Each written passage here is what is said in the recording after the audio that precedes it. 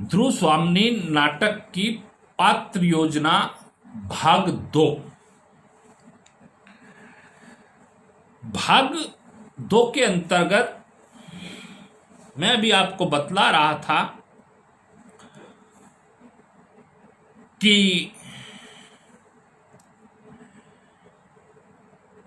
रामगुप्त ने अपनी पत्नी की रक्षा अर्थात दुस्वामिनी की रक्षा नहीं कर पाया और वह उसे उपहार में देना चाह रहा था। उसके नारीत्व की रक्षा नहीं कर पा रहा था। तब ध्रुवस्वामिनी के अंदर नारीत्व जागृत होता है और वह स्पष्ट रूप से घोषणा करती है, मैं उपहार में देने की वस्तु नहीं, मैं शीलमणि नहीं हूं, मुझ में रक्त की तरल लालिमा है, मेरा हृदय उष्ण है, मैं आत्मसम्मान की मेरे अंदर ज्योति है, उसकी रक्षा मैं ही करूंगी। वह पुरुष के अत्याचार को सहन नहीं करती और शक शिविर में जाने से स्पष्ट इनकार कर देती है। पुरुष ने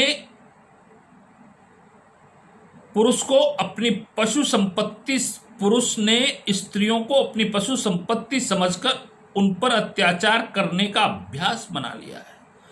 ध्रुव स्वामिनी कहती है कि जो पुरुष है उस पुरुष ने स्त्रियों को पशु संपत्ति समझ लिया, उन पर विभिन्न तरह के अत्याचार करना प्रारंभ कर दिया और उसका एक अभ्यास कर लिया। जैसे पशुओं को बेचा और खरीदा जाता है, किसी की भी खूंटे से बांध दिया जाता है, उसी प्रकार से रामगुप्त कर रहा था। यह कोई उचित नहीं है एक नारी के साथ। वह मेरे साथ नहीं चल सकता। ध्रुव स्वामिनी कहती कि पशुओं जैसा व्यवहार मेरे साथ नहीं चल सकता, अर्थात किसी भी नारी के साथ नहीं चल सकता इस समाज के अंदर। तुम मेरी रक्षा नहीं कर सकते तो मुझे बेच भी नहीं सकते। जब तुम मेरी रक्षा ही नहीं कर सकते तो मेरे को बेचने का क्या अधिकार है? हम पशुओं की भी रक्षा करते हैं तो उसे बेच सकते हैं, परंतु ध्रुव स्वामिनी कहती है कि जब तुम मेरी रक्षा कर ही नहीं सकते हो तो तुम मुझे बेच कैसे सकते हो? बेच तो सकते ही नहीं, क्योंकि तुम तो मेरी रक्षा कर ही नहीं सकते। ध्रुव स्वामिनी साहसी एवं वीर नारी होने के साथ साथ ध्रुव स्वामिनी है, स्वाभिमानी भी है। असाधारण व्यक्तित्व से संपन्न ध्रुव स्वामिनी में साहस और आत्मबल की भावना विद्यमान है। कठिनाइयों में भी वह घबराती नहीं और उनका डटकर मुकाबला भी करती है। चंद्रगुप्त के साथ शकराज के शिविर में जाने की वह हठ करती है और चंद्रगुप्त को वहां अकेला नहीं भेजना चाहती। वह चंद्रगुप्त को मन ही मन प्रेम करती है, उसके सद्गुणों पर मुग्ध है और जब अपने पति से रक्षा की प्रार्थना करने पर भी अपने गौरव को बचा पाने में असमर्थ पाती है तो उसे अपना पति स्वीकार करने से मना करती हुई कहती है, कौन महादेवी? राजा, क्या अब भी मैं महादेवी ही हूं जो शकराज की सैया के लिए कृत दासी की तरह भेजी गई हो? वह महादेवी? आश्चर्य। ध्रुव स्वामिनी चंद्रगुप्त की प्रेरक शक्ति है। चंद्रगुप्त अपने अधिकारों के प्रति उदासीन था,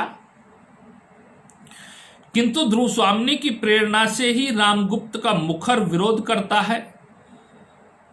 जब रामगुप्त चंद्रगुप्त को बंदी बनाकर लोह श्रृंखलाओं में जकड़ देता है, तब ध्रुव स्वामिनी उसे प्रेरित करती हुई कहती है,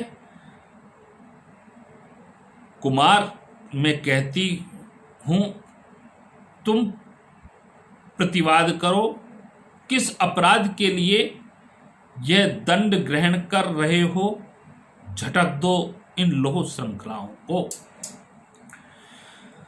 ध्रुव स्वामिनी के इस रूप में प्रसाद जी ने सशक्त नारी पात्र की अवतारणा की है। वह आधुनिक नारी का प्रतीक है,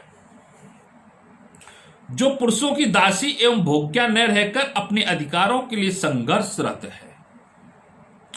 ध्रुव स्वामिनी अत्याचारों का विरोध करने वाली नारी का प्रतीक है और शोषित एवं पद दलित नारी जाति के मुक्ति संघर्ष की ज्वलंत गाथा है। अपने नारी सुलभ स्वाभाविक गुणों क्षमा, उदारता, सहिष्णुता, प्रेम के साथ साथ उसमें विवेक, बुद्धि, कर्तव्यनिष्ठा, आत्मबल, स्वाभिमान जैसे गुण भी विद्यमान है, जो उसे एक आदर्श नारी पात्र बना देते हैं। कोमा।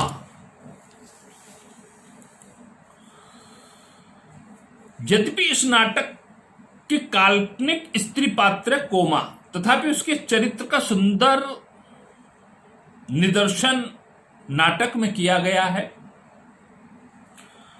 वह शकराज से प्रेम करती है और चाहती है कि शकराज युद्ध से विरत होकर प्रेम की उदारता को अपने व्यक्तित्व में समाविष्ट कर ले। कोमा के रूप में प्रसाद जी ने एक ऐसे स्त्री पात्र की परिकल्पना की है जो प्रेम और कर्तव्य के बीच झूलती रहती है। उसका हृदय अत्यंत कोमल, संवेदनशील और भावुक है। जब उसे पता चलता है कि शकराज उसे ध्रुव स्वामिनी को उपहार के रूप में प्राप्त करना चाहा है, वह उसे समझती हुई कहती है,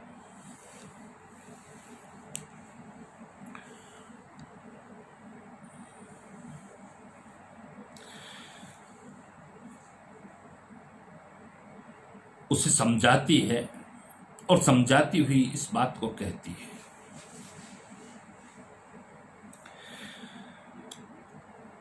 राजनीति का प्रतिशोध क्या एक नारी के कुचले बिना नहीं हो सकता?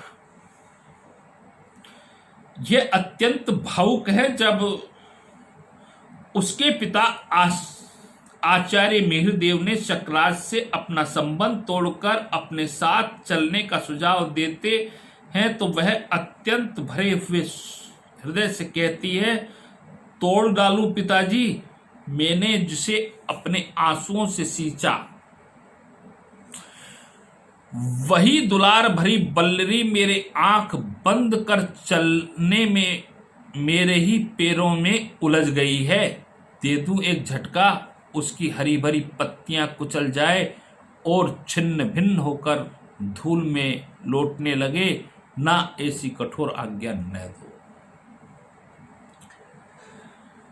शकराज की मृत्यु के बाद वह अपनी लाश मांगने ध्रुव स्वामिनी के पास जाती है।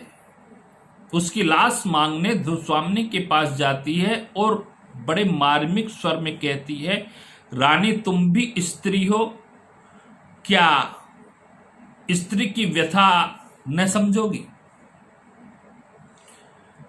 सबके जीवन में एक प्रेम की दीपावली जलती है, जली होगी अवश्य तुम्हारे भी जीवन में। वह आलोक का महोत्सव आया होगा जिसमें हृदय उदार बनता है और सर्वस्व दान करने का उत्साह रखता है। मुझे शकराज का शव चाहिए। उसे शकराज का शव मिल जाता है, किंतु रामगुप्त के उन्मत्त सैनिक उसे और आचार्य मिहिरदेव को शकदुर्ग में हुए कत्लेआम में मार डालते। अनुभूतिमयी दार्शनिक स्वभाव वाली उदार हृदया कोमा नारी के भावुक हृदय को पाठकों के समक्ष उपस्थित कर सबकी सहानुभूति प्राप्त कर ली। जयशंकर प्रसाद